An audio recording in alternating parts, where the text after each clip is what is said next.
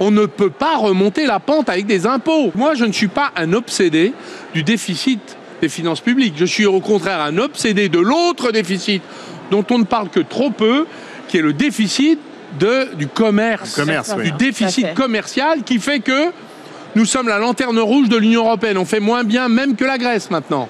Pourquoi ? Nous avons 100 milliards de déficit, c'est-à-dire qu'en fait, on achète tout ce qu'on consomme, on ne le produit pas.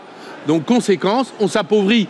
Puisqu'on fait un chèque aux Chinois 30 milliards par an, aux Allemands 30 milliards, enfin à peu près, grosso modo.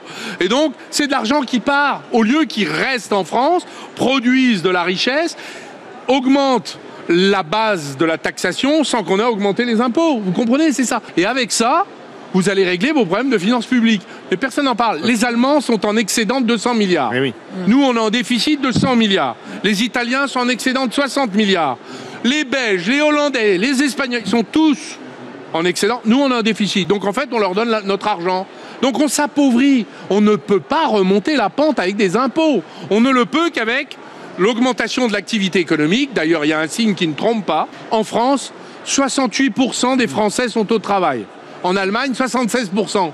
Donc, il n'y a pas assez d'activité. Donc, qu'est-ce qu'il faut faire ? Il faut créer des boîtes. Il faut monter des modèles nouveaux, compétitifs, et puis il faut se remettre à produire en France. Et donc je dis, quand je vois un jeune, je lui dis, monte une boîte.